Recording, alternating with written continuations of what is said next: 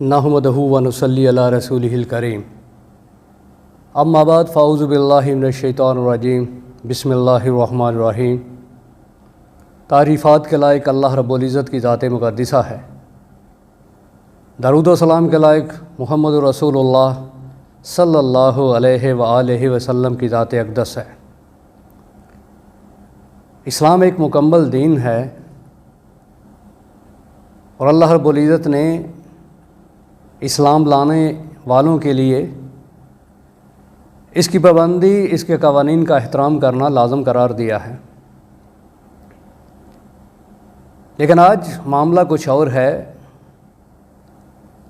بجائے اس کے کہ دین پر عمل کیا جائے، ہماری یہ کوشش ہے کہ ہم دین کو اپنی مرضی سے چلائیں، ہم دین کے تابع نہ ہوں، دین ہمارے تابع ہو،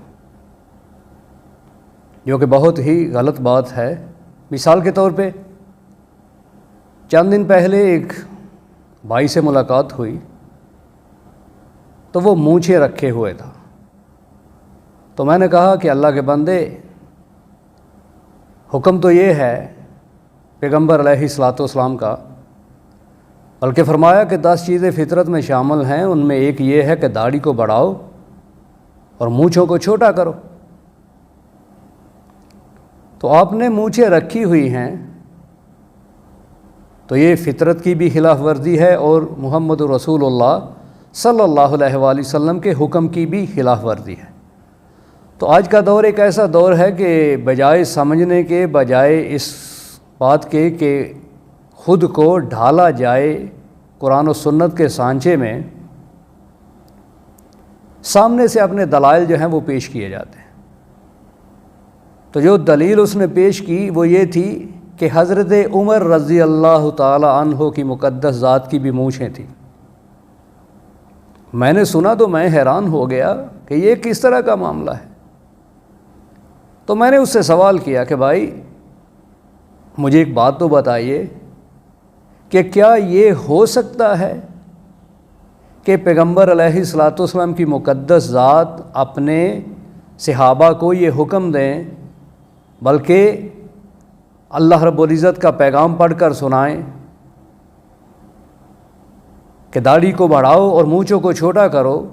تو کیا یہ ہو سکتا ہے کہ اللہ کے نبی علیہ الصلوۃ والسلام تو یہ حکم دیں اور عمر فاروق رضی اللہ تعالیٰ عنہ کی مقدس ذات اللہ کے پیغمبر علیہ الصلوۃ والسلام کا حکم نہ مانیں؟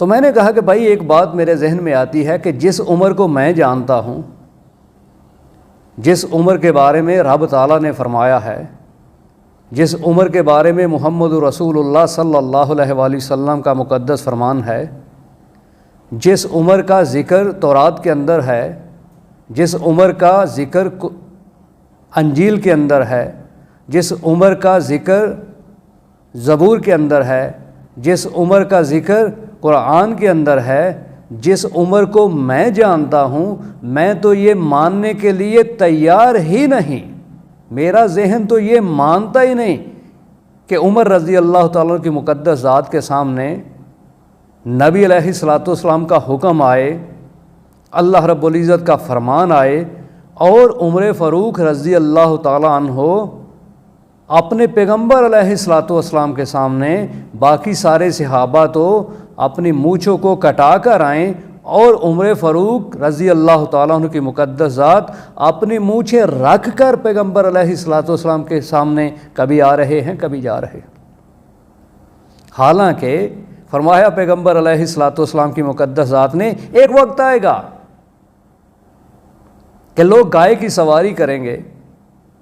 تو لوگوں نے تعجب کیا کہ گائے کی سواری کریں گے؟ فرمایا کہ لوگ گائے کی سواری کریں گے اور گائے بولے گی کہ میں اس لیے پیدا نہیں کی گئی۔ تو لوگوں نے تعجب کیا تو فرمایا پیغمبر علیہ الصلوۃ والسلام نے میں بھی اس پہ ایمان لایا، ابو بکر بھی اس پہ ایمان لایا اور عمر فاروق رضی اللہ تعالیٰ عنہ کی مقدس ذات بھی اس پہ ایمان لائی۔ مطلب کیا کہ دنیا کا کوئی بھی انسان مانے یا نہ مانے، یہ دو ہستیاں تو میری بات کو مانیں گے ہی مانیں گے۔ تو یہ کیسے ہو سکتا ہے؟ تو اس کے بعد جب بات کو آگے بڑھایا گیا، بات آگے گئی، تو میں نے کہا کہ میں جس عمر کو جانتا ہوں، جس عمر کا ذکر قرآن کے اندر ہے، زبور کے اندر ہے، انجیل کے اندر ہے، تورات کے اندر ہے، رب تعالیٰ نے جن کے بارے میں فرمایا ہے، اور محمد رسول اللہ صلی اللہ علیہ وآلہ وسلم نے جن کے بارے میں فرمایا ہے، میں یہ ماننے کے لیے تیار ہی نہیں ہوں کہ عمر فاروق رضی اللہ تعالیٰ عنہ کی ذات ایسا کر دیا۔ اور دوسرا میرا سوال تھا کہ کیا عمر فاروق رضی اللہ تعالیٰ عنہ کی مونچھیں جو ہیں یہ اسلام لانے سے پہلے تھیں یا اسلام لانے کے بعد تھیں؟ اب پھر وہ خاموش۔ اس کے بعد میں نے پوچھا کہ بھائی یہ معاملہ کیا ہے، مجھے یہ تو بتائیے، قرآن کے اندر تو یہ صفت بیان نہیں ہوئی عمر فاروق رضی اللہ تعالیٰ عنہ کی، احادیث کے اندر کہیں بھی یہ نہیں ملتا کہ عمر فاروق رضی اللہ تعالیٰ عنہ نے مونچھیں رکھی ہوں، تو کہنے لگے کہ تاریخ کے اندر یہ بات لکھی ہوئی ہے۔ تو آپ ذرا اندازہ کیجئے، آپ ذرا غور کیجئے کہ بات کو ماننے کی بجائے بات کو آگے لے کر جا رہا ہے، تو کیا حکم ہے رب تعالیٰ کا، کیا حکم ہے محمد رسول اللہ صلی اللہ علیہ وآلہ وسلم کا کہ میں نے تمہارے لیے دین جو اخذ کیا ہے، جو دین تمہیں دے کر جا رہا ہوں، جو دین تم میں چھوڑ کر جا رہا ہوں، وہ کیا ہے؟ وہ تو ہے رب کا قرآن اور محمد رسول اللہ صلی اللہ علیہ وآلہ وسلم کا فرمان۔ تو یہ تاریخ بیچ میں کہاں سے آ گئی؟ تو تاریخ کو اگر آپ نے لینا بھی ہے تو پہلے دیکھیے کہ تاریخ جو بول رہی ہے سامنے والا کون ہے، کس کے بارے میں بول رہی ہے، اس کا مقام کیا ہے، اس کا درجہ کیا ہے، اس کی فضیلت کیا ہے، دین کے اندر اس کا مقام کیا ہے۔ تو پہلے یہ تو بھائی دیکھو تاریخ جو بول رہی ہے، تاریخ اگر جھوٹ بولے تو اپنے نفس کو، اپنی طبیعت کو، اپنی مرضی کو شامل کرنے کے لیے دین کے اندر جھوٹ پر سچ کی ملمہ کاری کرتے ہو۔ یہ اتنا بڑا جھوٹ جو عمر فاروق رضی اللہ تعالیٰ عنہ پر باندھا گیا، اور اس کے بعد تم ملمہ کاری کرتے ہو رب کے قرآن کی اور پیغمبر علیہ الصلوۃ والسلام کے فرمان کی۔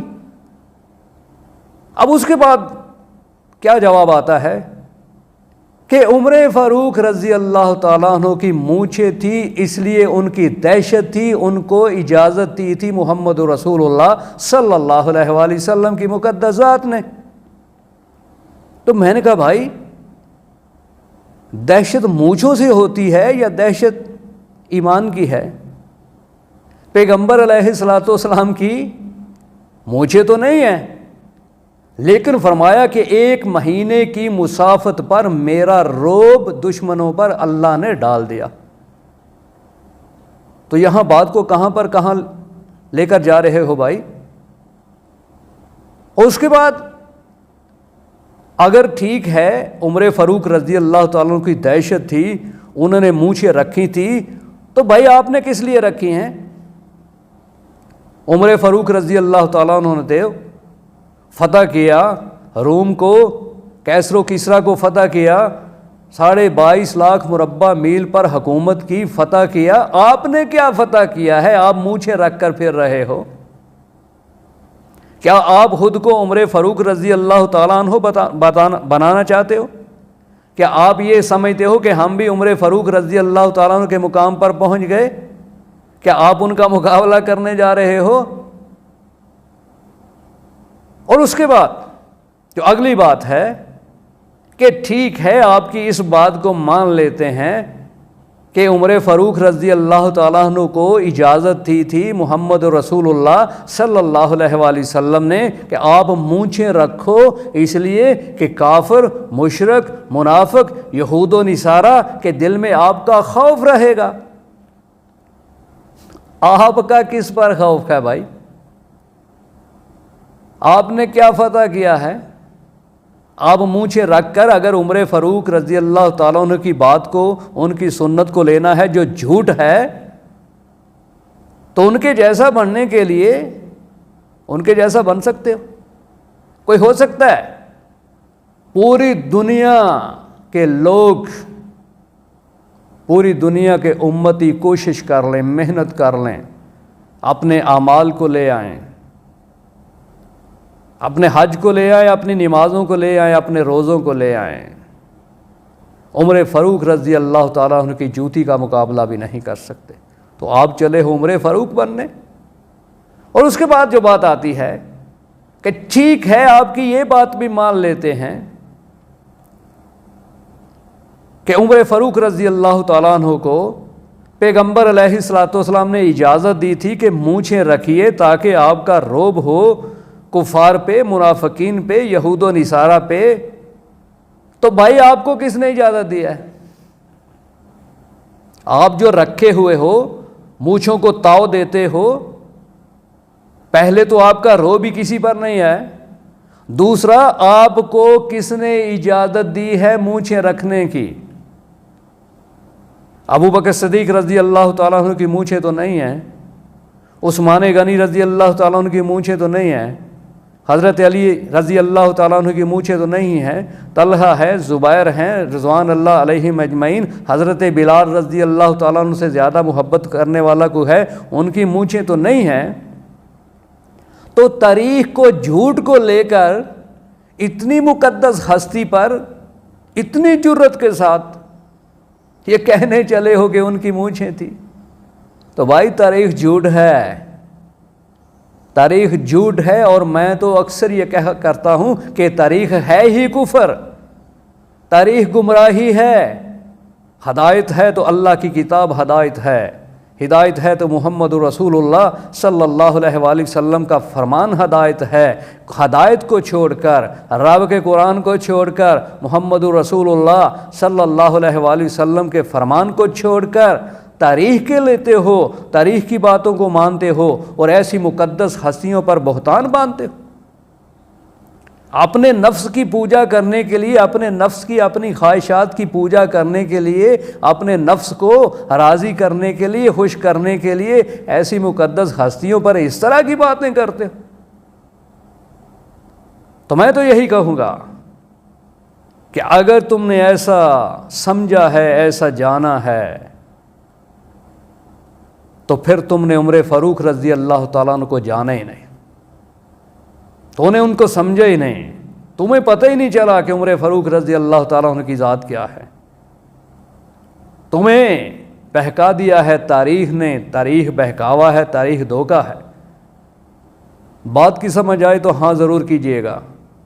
اپنے لیے بھی اللہ رب العزت سے دعا ہے، آپ سب دوستوں، بزرگوں اور ساتھیوں کے لیے بھی اللہ رب العزت سے دعا ہے کہ اللہ تبارک و تعالی ہم سب کو صحیح دین کو سمجھنے اور اس پر عمل کرنے کی توفیق عطا فرمائے۔ وآخر دعوانا ان الحمد للہ رب العالمین۔